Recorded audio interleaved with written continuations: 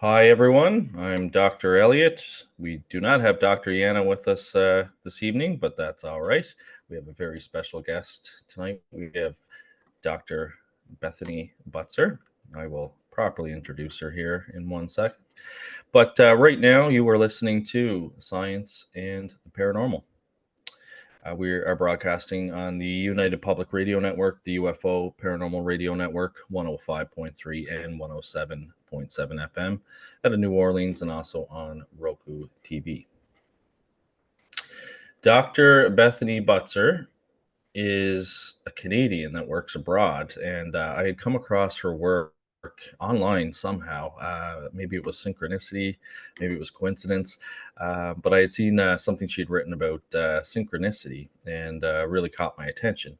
But she has been interested and self-conscious and inquisitive since a child. She spent 10 years in university. She earned her master's in clinical psychology and a PhD in social psychology. And she's also written a book about her experiences with antidepressants. She also teaches at the University of New York in Prague, overseas, which I thought was really interesting because Bethany has ties to Canada, which I am located in Nova Scotia, Canada. So it was it was really fascinating. There was a lot of synchronicities there, I guess. Well, welcome to the show. Thank you. Thanks so much, Elliot. Good to be here. So, besides just being kind of self-conscious and inquisitive as a child growing up, how did you get into the paranormal field? I guess I know you do other stuff other than the paranormal, but how did you get into synchronicity and being fascinated with parapsychology? Well, I guess I would say that even from a young age, I experienced, I guess, what you could consider to be psi phenomenon. I would have these intuitive nudges that would end up coming to pass sometimes, or dreams, precognitive dreams, dreams that would come true. And I always had an interest in why is that happening? I mean, from even beyond that, I just always had an interest in how the universe works. What is the universe? Why are we here? I was asking those types of questions even as a very young child. And so I had some of these types of experiences myself. And in adulthood, these experiences continued, synchronicities and various psi phenomena. And I was studying psychology professionally, doing my master's and PhD, as you mentioned, at very mainstream universities. And those universities were not interested in parapsychology or transpersonal psychology or synchronicity. And so I had to sort of keep that side of myself hidden in some ways. And I felt in a way like my professional life was gaslighting my personal life because I was experiencing these phenomena that felt very, very real to me. But professionally, my scientific colleagues were saying, well, this is rubbish. And so I was secretly interested in these aspects. And it was only in the last maybe 5 to 7 years that I more professionally have been able to start doing research on synchronicity, mostly through my ties with, as you mentioned, the University of New York in Prague, which was more open to some of my ideas, and also the Alef Trust, which is another university that I'm affiliated with, that is a university that focuses specifically on transpersonal psychology and is much more open to these types of ideas. That's really fascinating. I wonder if New York University was more open to it because I know Dr. Sam Perina, that studies near-death experiences, is associated to New York University. I wonder if, it's just a more liberal university compared to some of the others. You're Mm. not the only academic that kind of investigates parapsychology from the corner of their desk. There's not much funding for research in parapsychology, so a lot of academics have to do their paranormal study kind of under a different guise. But it's always interesting once they get the funding and they do their study and they release their peer-reviewed article, of course. Mm. Yeah, absolutely. I mean, one of the reasons I think that the University of New York in Prague was more open is that they're a satellite school, really. They're much smaller. So it was a much smaller university, and they were open to, they just wanted professors to do research. They were open to whatever that research might be. And so Really, it's actually the only empirical peer-reviewed study that I've done that relates to parapsychology. And it wasn't actually even a study of psi, but I did this study while I was at the University of New York in Prague, and I was looking at bias against parapsychology because that's something that really interests me. As you've mentioned, there's lack of funding, there's all sorts of ways that people who study psi phenomenon end up at a disadvantage in many ways. And so I published a study on that while I was at the University of New York in Prague. That's really interesting, and certainly glad that you've contributed to the field of parapsychology. Do you find that they're a little bit more open about parapsychology over in Europe compared to North America? I do get a sense here, and of course I don't know for sure because I live in Prague very much as an expat. I'm surrounded by English speaking people. I was teaching, UNIP is the short form for the University of New York in Prague. So when I was teaching at UNIP, I was surrounded by English speaking colleagues. I teach for the Alef Trust now, which is a university in the UK. So, I'm very much an expat.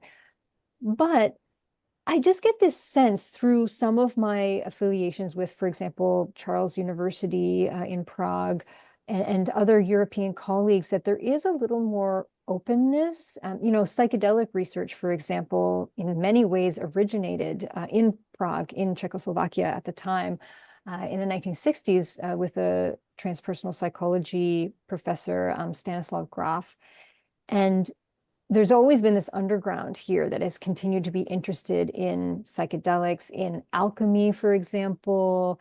You can find there's an alchemy museum here. So you can find some of these more esoteric types of topics being more covered. The history, a lot of the medieval history around that has been kept alive here, I think, more so than in perhaps North America. That's amazing. I've never been overseas. It's definitely on my list. I've only been around North America, and I guess Hawaii was off of North America's continent, but yeah, I'll have to get over there for sure.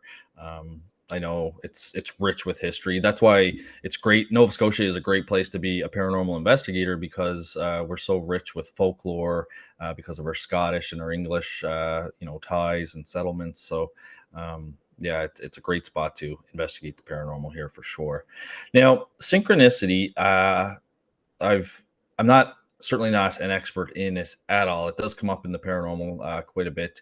It was a concept that was developed by psychologist Carl Jung, and basically, it's meaningful coincidences that occur with no casual relationship, yet they seem to be meaningfully related. Um, how did you come to start studying synchronicity? What drew you in, and what have you learned in all your research about synchronicity? Hmm. Well, I guess one really, in some ways it's minor, but some ways not. When you read causal, you spelled it casual, or you pronounced it casual, which is interesting, but it's causal. So they appear to have no causal relationship. And I think it's actually an important part of the definition because when we think of causality in our typical ways, it's like A causes B, in physics, I don't know, this causes this, the end. Whereas synchronicities are when two events are linked in some way that doesn't follow our normal mainstream definitions of causality. So A happens and then B happens, but you can't figure out where the link is in terms of how one caused the other. I might give just a brief example here of a synchronicity of my own, just to kind of, Absolutely. yeah, bring it to life a bit. It's one that I share often, but maybe some of your listeners haven't heard me talk about it before. It's a quick one. It's a precognitive dream that I had. And so this is also going to help tease apart a couple of things about synchronicity and the paranormal. So I had this dream. I was attending a retreat, a personal development retreat, and I had a dream that a Rottweiler dog came behind me out of nowhere and attacked me and bit my arm. And I was crying and I was upset, and no one came to help me. And I wrote about this dream in my journal, and then I completely forgot about the dream, absolutely forgot about it. And then a few months later, my mom was out for a walk, and a Rottweiler dog came out of nowhere and attacked her and bit her on the arm. And the owner didn't help her, and she walked home holding her arm, and her arm was bleeding and she was crying, and no one stopped to help her. And, she eventually got to the hospital, and she had to get stitches, and it was a pretty serious wound. And she ended up winning a lawsuit against the dog's owner in the end. Um, Wow. yeah, but this is an example of a synchronicity in the sense that there was an internal mental event, so the dream, which which was followed by the external event that happened to my mom. And we have no mainstream explanations of causality for the link between those two events. And so that's how Jung would define a synchronicity, that there's this mental event that's followed by an external physical event. And in parapsychology, we talk about precognition, like a precognitive dream, as an aspect of psi phenomena. So they are interlinked. There's links between them. Some have argued that they're not identical. One of the reasons being that parapsychological phenomena can be elicited and in experimental settings and studied in that way, whereas synchronicity is very challenging to do that. And so this gets me around in a long way to answering your question, which is I became interested in researching synchronicity because of these personal experiences and because it's something that really hasn't been studied much empirically, like in the research, peer-reviewed research literature. And to me, that's an interesting challenge. Synchronicity poses this very interesting challenge that it's hard to design a classic type of randomized controlled trial to study synchronicity. And I think that it's actually the most difficult topics to study that are the ones most worth studying. And so it's one of the reasons I'm interested in it as a research topic as well. Yeah, skeptics always criticize, our parapsychological studies and phenomena because they often happen very spontaneously. They don't happen necessarily in the laboratory. A lot of things happen out in the field in an uncontrolled environment. And for some reason, skeptics and the naysayers are really against that. But for me, I mean, that's just I've been investigating and researching the paranormal for 27 years. To me, that is just a normal part of that field of study. So that doesn't really surprise me. The precognitive dream that you had and then it actually happening to your mother, I also find interesting as well, because one thing that I've noticed a pattern of is it seems that paranormal phenomena can happen a lot between people that are really closely related, whether it's a close relative, family friend, like a best friend. We've seen that in call cases of the living where people are appearing as apparitions before somebody, but they're still alive. We've seen it even in post-mortem apparition shortly after death. Very interesting that you had that connection with your mom and then it actually played out. I've been in that situation, not as bad as your mom, but when I was policing once, there was a guy that had broken his leg on a dirt bike, and I was in plain clothes and I was the closest unit to him. So I had got to the scene, and I remember I was talking to him, trying to assess the situation, and this lady walked by with a big dog. It wasn't a Rottweiler; it was more like almost like a German Shepherd type dog. And all of a sudden, I could feel a pain in my left hand, and I looked down, and this dog was like chewing on my hand. And of course, I made the mistake of pulling my hand back once I realized what was happening, and of course, the teeth caused some damage to my fingers.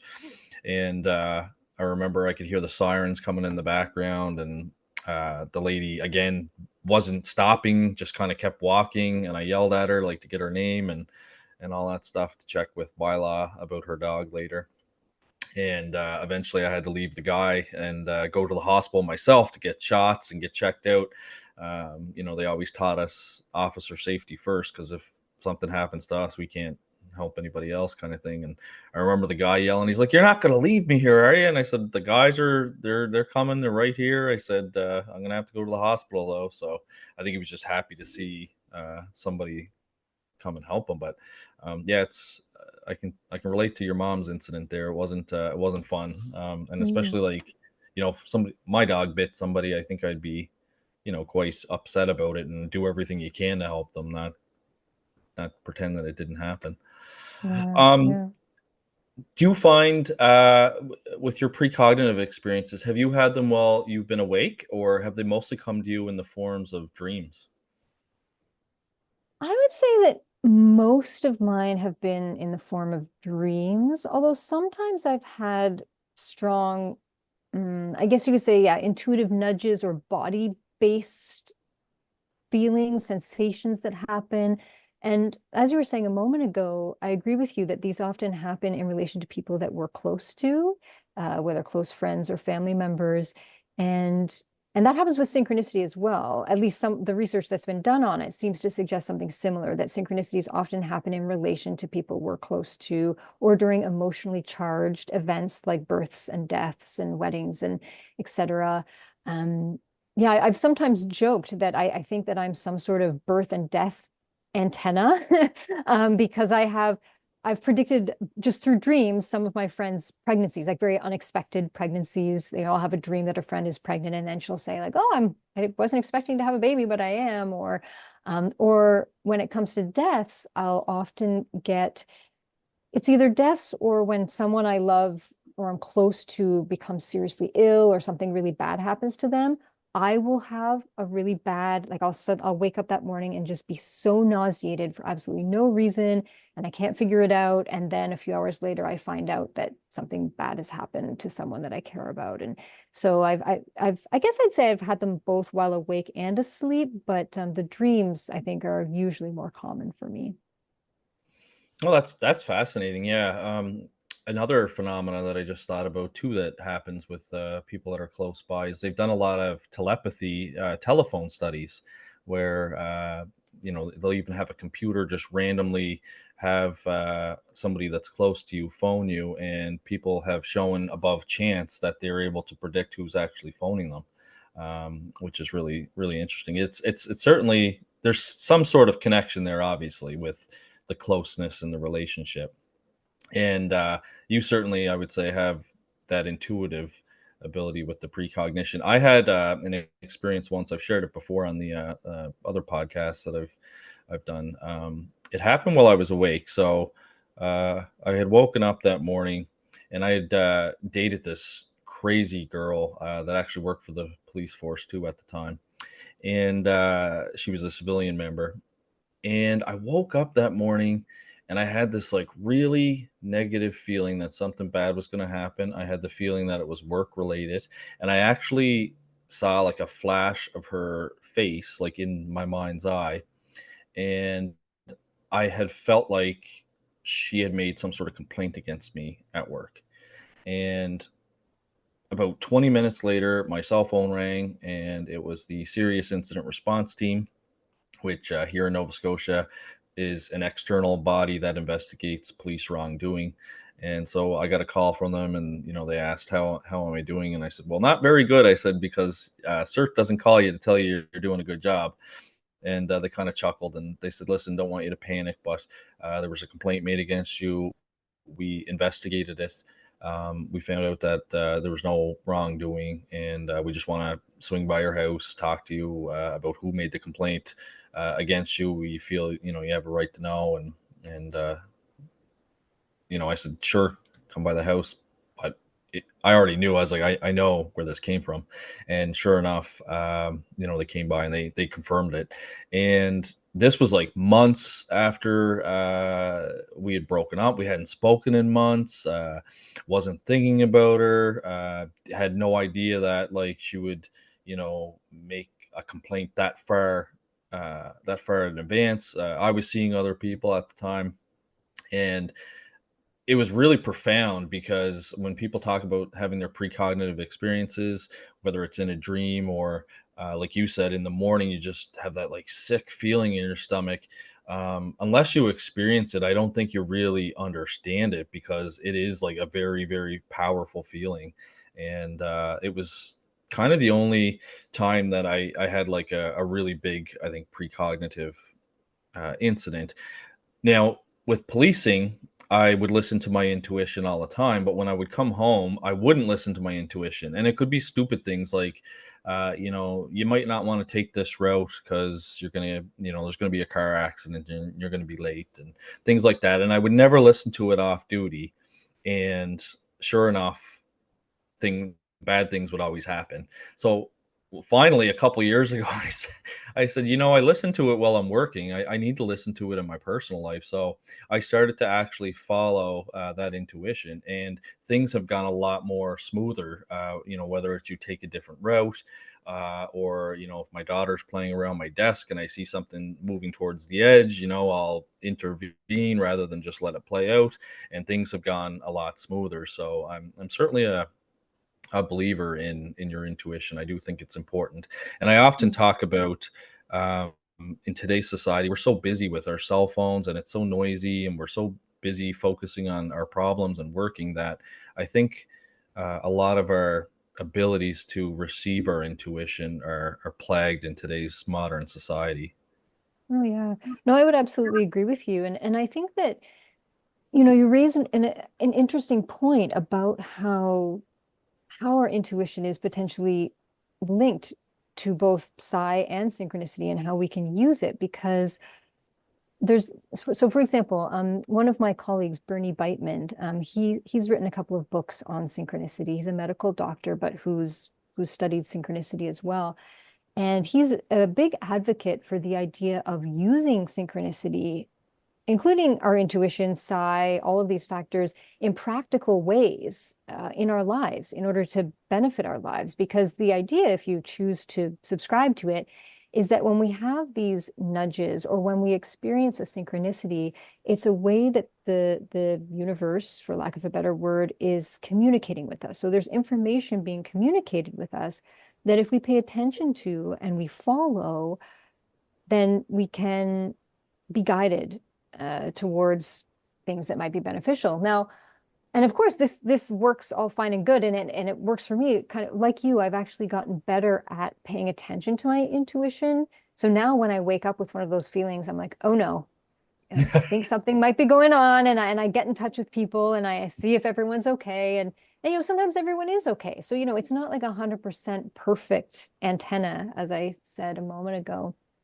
But I think that we can use these intuitions and use synchronicities as guides and examples to help us. But of course, there are also negative synchronicities that happen. Or even if you think about my dream that I had about the dog, that dream didn't actually protect my mom. I had forgotten that I had it. My mom got bitten by the dog, and I still forgot the dream. It wasn't until a couple months later I was looking at one of my old journals, and I was like, oh yeah. And I looked at the date and I figured out, that was before my mom was bit by the dog. But that dream didn't really help with that at all. And so I think that sometimes these psi phenomena and synchronicities happen to us for mysterious reasons that we we might not fully understand.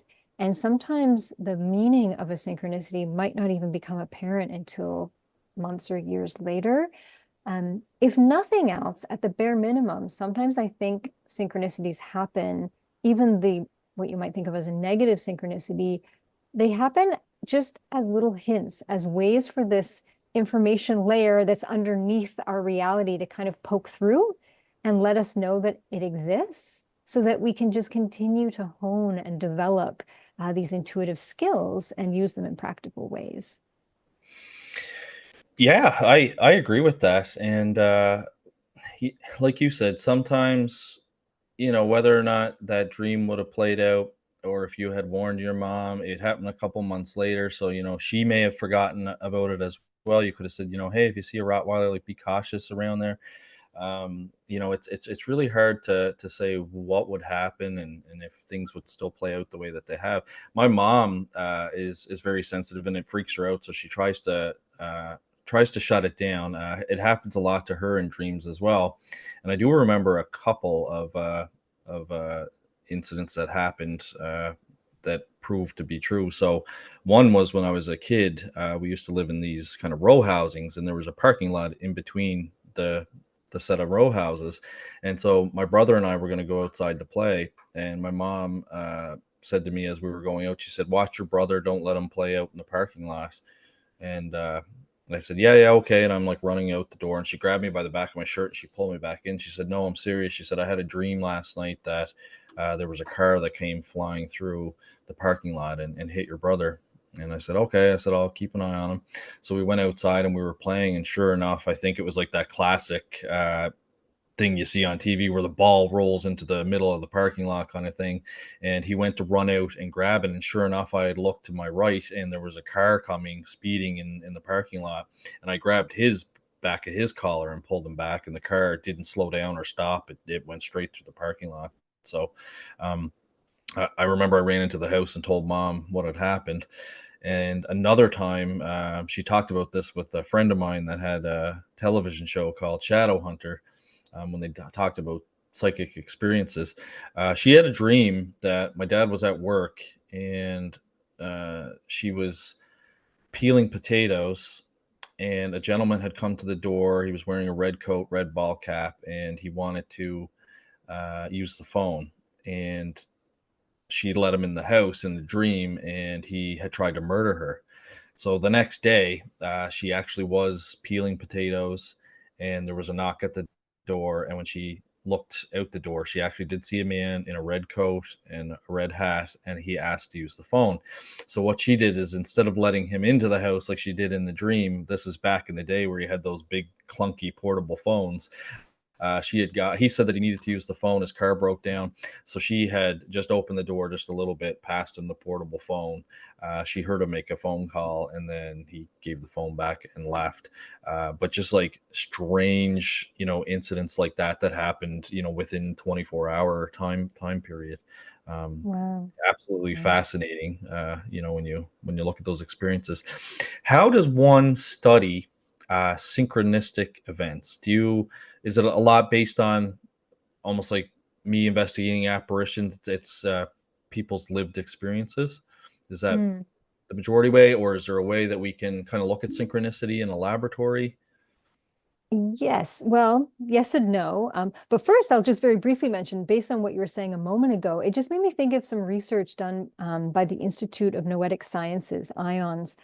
They're just doing this research right now, but about genetic propensities for psi. Because you were talking about your mom and how you've had these types, and my mom actually has had these types of phenomena happen with her as well, and so do I, and one of my grandmothers. And so We've got they are strong, studying. strong side genes then. Yes, yeah. Yeah, and so there are researchers out there who are looking to see if there are genetic markers for psi abilities, the same way there would be for other traits that we might have. So I just thought I'd throw that in there for people who might be interested. But so in terms of studying synchronicity, it's tricky. So it's like you said, most of the research that's been done so far has been questionnaire-based type of data that's just simply asking people about their synchronistic experiences and what has happened to them. So some of it's more qualitative types of research where people are interviewed and you get these rich stories and quotes from people. And then some of it's questionnaire-based where people are just sort of ticking off scales and they get, a score on a questionnaire that gives their frequency of experiencing synchronicities, for example. There's been much less experimental type of data where you have people in a lab and you maybe have an experimental group and a control group, and the experimental group gets some kind of intervention around synchronicity. That's the kind of research that I would really like to see more of that doesn't exist very much, if at all. So because synchronicity is so nuanced, it's like psi in a way. It happens very spontaneously and naturally in the environment. And some have argued that trying to force it into a box in a lab actually dampers it and keeps it from happening. And the effects are so subtle anyway that you often need a large number of participants, same with psi research, or participants who are perhaps particularly gifted at recognizing synchronicities or experiencing them the same way with psi research as well. But I would like to perhaps do a study someday where I have a colleague who developed you could call it a protocol called personal synchronistic inquiry. And it's basically almost like a meditation technique where you invoke synchronicity, you ask synchronicity to happen, and then you sit for a few minutes and you just see what comes through, you write that down, and then you pay attention over a set period of time, whether those things that came to you are happening in your life. Of course, that has its limitations. It has all sorts of flaws, but I've thought about doing some sort of a study where in one group, individuals are taken through this type of meditation, this synchronistic inquiry. In another group, they're taken through just a regular type of meditation. And you would actually take, so I'm just going to use an example. Let's say I'm a participant in this study and a rainbow comes to mind during this meditation. And so then I spend the next 2 weeks noticing if rainbows happen to appear. Now, of course, that has limitations because if I'm paying attention to rainbows now, I'm probably going to see more rainbows around. So what the control group would do is you would also use some of those words like rainbow with the control group and ask them, have you experienced more rainbows over the last 2 weeks? And what you would expect is that in the synchronicity meditation group, because they went through this meaningful meditation and that perhaps rainbow is personally meaningful to this person, that they might be more likely to experience rainbows. Now, this still doesn't, there's still lots of limitations, and it still doesn't prove really that synchronicity is behind it. It could just be the person paying attention more in one group or the other. So it's very, very tricky, but I'm confident that similar to parapsychology research, that over decades and decades, people will start to come up with various technologies, various protocols, various ways to do these types of studies that could perhaps suggest more about synchronicity. Because even Jung himself collaborated with physicist Wolfgang Pauli, because Jung believed that synchronicity had a basis in physics, specifically within quantum physics in some way. And so, I think there's some merit perhaps to that. And it might just take time for innovative people to figure out ways to study it. I couldn't agree more with everything you said. There was a lot of things you just said there that I totally agree with. For example, you talked about whether or not somebody would even recognize that there's a synchronicity happening. We just talked a little bit about how busy our social society has become. So, they would have to kind of tune into that intuition and pay more attention. And then when you do pay attention, like you said, perhaps you would start to see more rainbows. I know my wife and I, we just traded in our Hyundai Tucson and got a Toyota 4Runner. And initially I had told her, I said, there's not really a whole lot of Toyota 4Runners in town. Well, now I'm seeing them everywhere. I've seen red ones, I've seen black ones, I've seen, different color ones. And it's interesting that you had mentioned that. So that would be, certainly a criticism that study would face. You'd have to kind of deal with that. You also hit on another important thing, even with psi, is creating that peaceful environment. So a lot of psi studies have shown that meditation helps open up psi. Certain altered states of consciousness have opened up psi. Being comfortable and having positive intentions. Certainly, belief plays a factor as well. Which somebody put to me one time. Of course, a skeptic is not going to experience this stuff because it goes against everything that they believe, which makes sense. That's why believers tend to experience the paranormal more than skeptics. But there was a lot that you said there that I totally agree with. In fact, even like you said, with the development of technology here in the future, I have been following Elon Musk's experiment there with the Neuralink gentleman, and he's able to control his computer with his thoughts now. And I don't think that it's far-fetched to think that in the future, if you're able to send brain signals to control your computer, if you had two people with Neuralink type chips, that you could possibly communicate mind to mind and have like an artificial telepathy happening. Mm. Because you're able to send those signals to control computers. So it would just be a matter of tweaking that technology so that you can send thoughts to that other person with that other neural chip. So, very, very fascinating. I think, like you said, in the future, once things get a little bit more advanced, I think we'll really start to see some development in these Mm. kind of areas for Yeah. sure. Well, Um, and I also no, think go just to ahead. pick up yeah, to pick up briefly on what you just said, I think that this aspect of like being calm and in sort of a maybe an altered state or a meditative state being important for both synchronicity and psi is a really key point because it's something that that we even expect and have seen in other fields like sports, for example, or it's this idea, another aspect that I'm very interested in of not trying so hard. So getting into psychological flow. So when an athlete, they can be a top athlete, and if they're trying too hard, if they're really focused on, okay, I have to go this way and then kick the ball this way, it's not going to work. Whereas when they're just in flow in the moment, that's when they often break records and do really amazing things. And so I think that many aspects of our lives operate in this way, and psi and synchronicity are no exception. It's that we need to kind of get into a space to more allow these factors to come through as opposed to trying to force them to happen. I totally agree with that too. I used to play hockey, and I found I would crumble when I knew that there was like scouts in the in the stands. And I think it's exactly what you said. You're too focused on the intricate moves that you have to do on the ice rather than just getting into your natural flow and you know, just going out there and doing what you do best, which is very interesting. I know. I just talked about flow. Actually, I just finished taking a psychology and psy course from the Rhine, and we talked about the idea of flow. And there's been studies done where people are in that zone or that flow, whatever you want to call it, that uh, they'll ignore hunger, they'll ignore fatigue, they'll ignore discomfort if they're doing something like there was one study done with an artist, for example. He was, you know, hungry, he was tired, but he was just so lost in his creation that you know, he was sacrificing all that to get it done.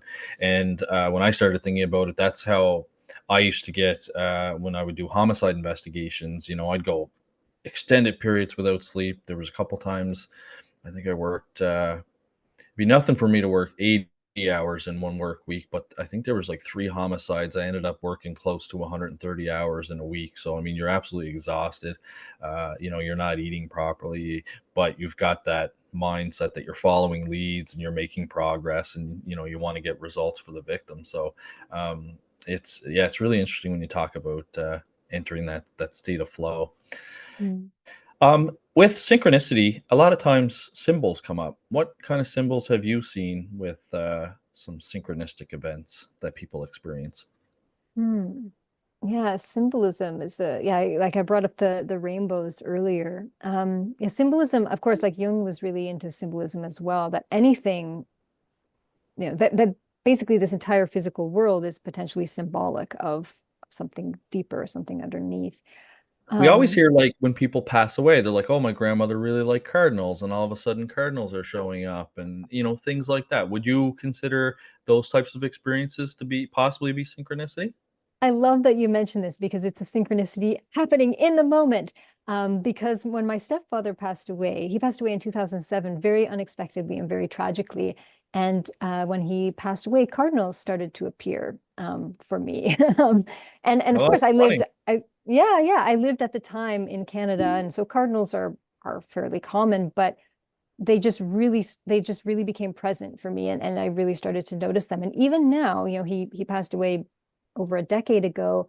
I still get little hints and signs at key moments. A friend on one of the anniversaries of his death, a friend of mine, she's like, "Oh, have you ever heard of this singer? She sings a song called Cardinal. It's a beautiful song." And she sent it to me, and it's actually about seeing cardinals after someone has passed away. And I was like, whoa. So yeah, so that's definitely, yeah, one symbol that has been very present for me. I have a cardinal on my desktop, a little photo of one for that reason. And another quick one that I'll give that's maybe a little less obvious, but um, for a period of around 2 years, I had a series of synchronicities that happened with painted rocks. So rocks that people had painted little pictures on that I was finding at really key moments. And the first two times that it happened, there was 4 or 5 times that it happened. And I don't really know I don't know how common it is for people to find rocks with pictures on them painted around, but it happened to me 4 or 5 times. The first time it happened was during the pandemic, and it was one of these time periods where even outside we had to wear a mask, and I was walking around, and I had just gotten my first vaccine, and I didn't want to get vaccinated, and I was really upset about it. And but I was torn because I wanted to go to Canada to see my family because I was still living in Prague at the time, and it was the only way I could get there. And Right. so after the vaccination, I was upset, and like walking in a park crying into my mask.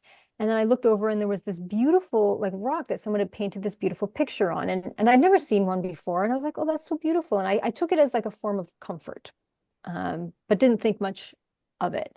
I didn't actually take it. I left it there. Um, and then I got one of these vaccines where you had to get a second one.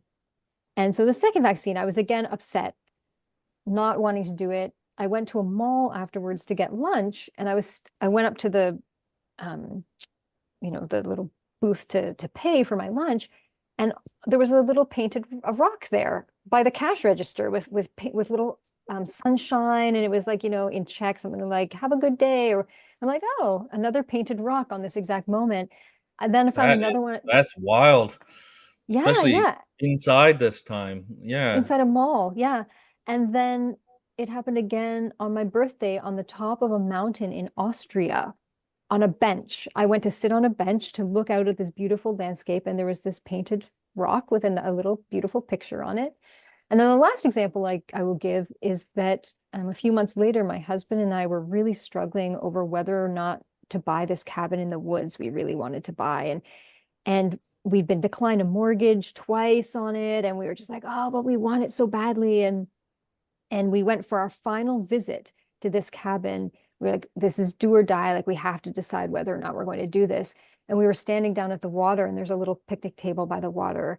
Um, and on that picnic table was a rock painted with a woman on it. And I was like, okay, we have to do this. It's because this cabin is very remote. Like, why someone would leave a rock with a little painting on it there, I have no idea why. And already I'd experienced enough of these synchronicities with rocks that I was like, okay, we were just going to do this. And we did, and it was the best decision we ever made. And we made it happen. And and I haven't seen Painted Rock since that one. But Wow. yeah, but in terms of symbols, I started looking up, and Jung actually talked about rocks as being symbolic of, I can't even remember what now, something about the self, about and the core of the self, is because rocks are a very grounded, very essential aspect of the earth.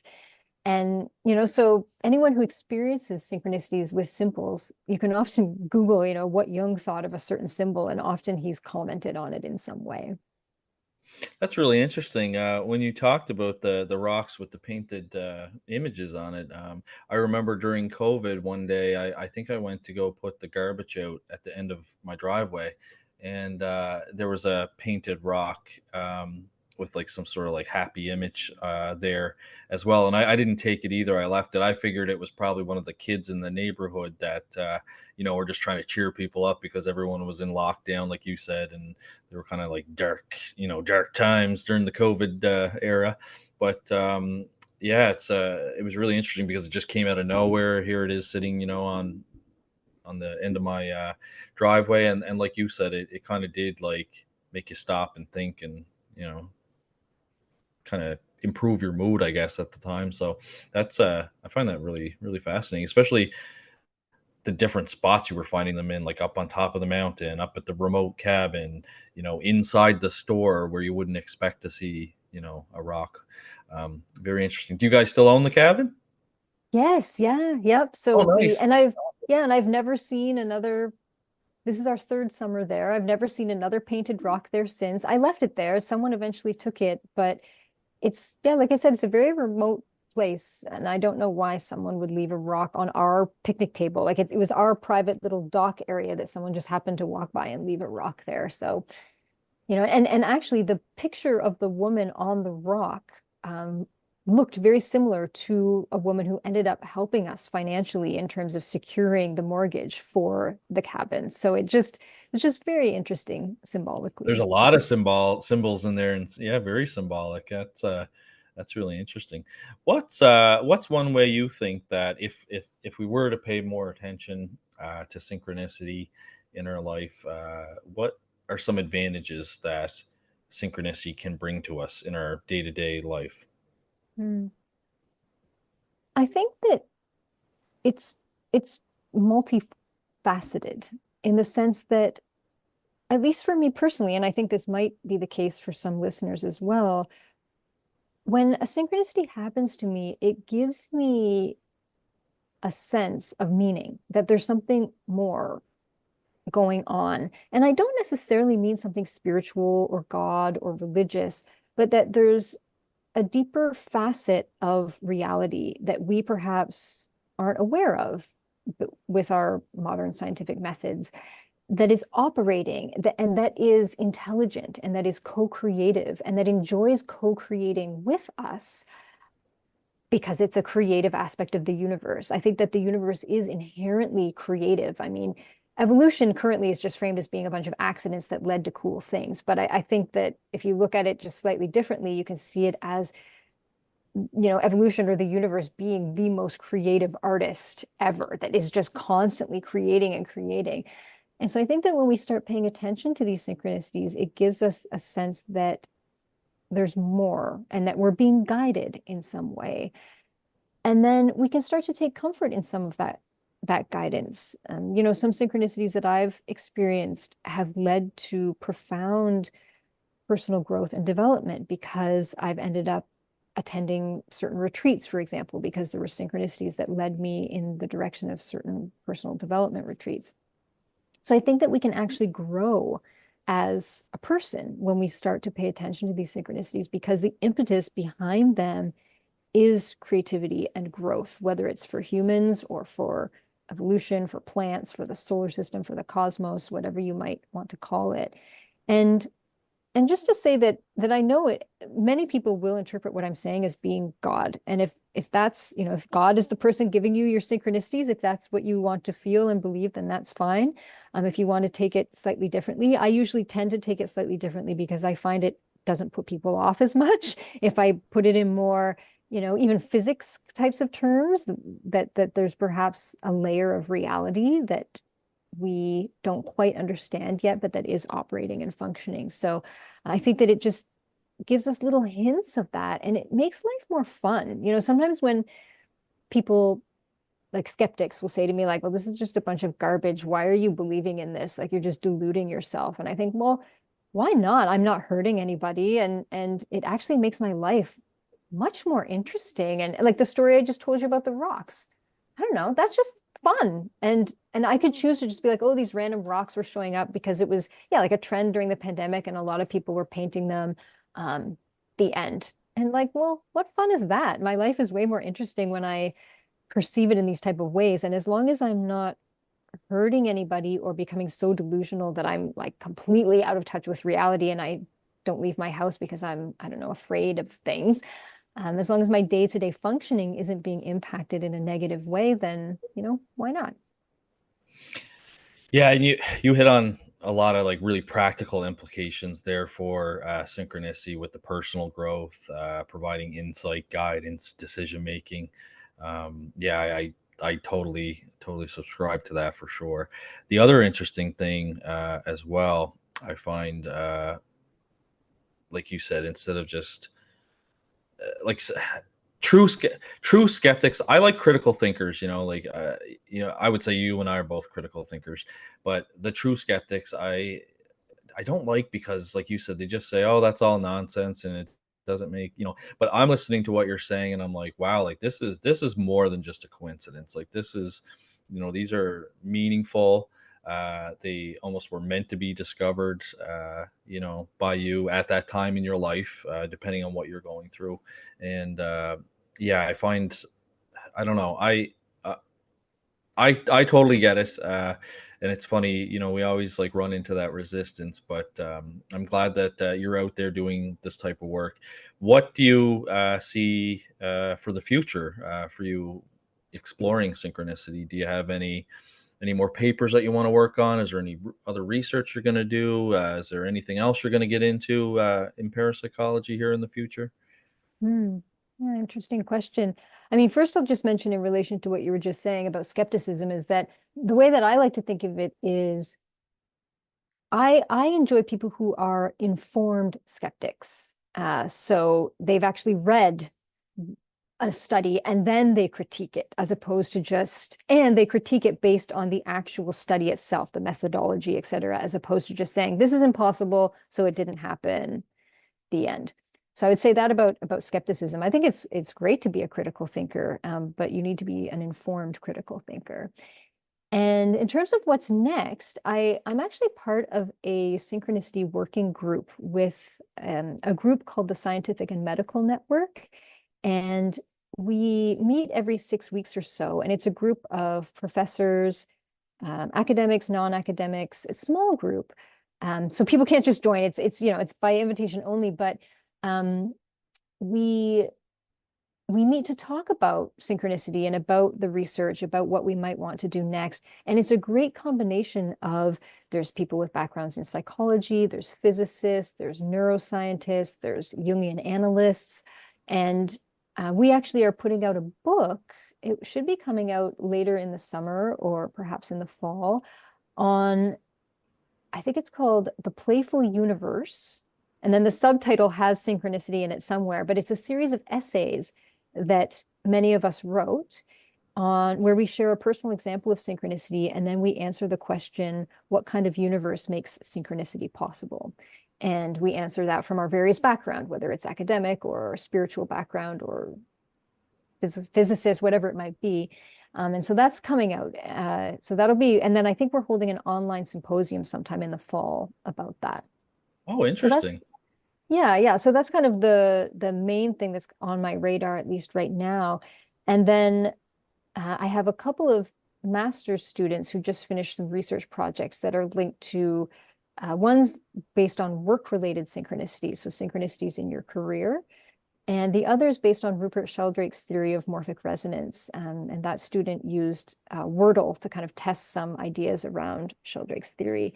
So those I'll be working on as publications to come out over the next, hopefully, year or so. And then as for future empirical research, I'm open. I want to do studies. It's a matter of finding the time and the funds, et cetera. But I'll be supervising more master's students projects this coming academic year. And that's often where I end up doing my empirical work and hopefully publishing from as well. That's interesting. So you have master students approaching you to do theses and research on synchronicity as well. Is that because of your background, or is that because of doing the transpersonal teaching at Elf? It's a mixture. So at Alef Trust, we do propose, so supervisors propose potential topics, and then if a student is interested in that topic, they'll come and work with you.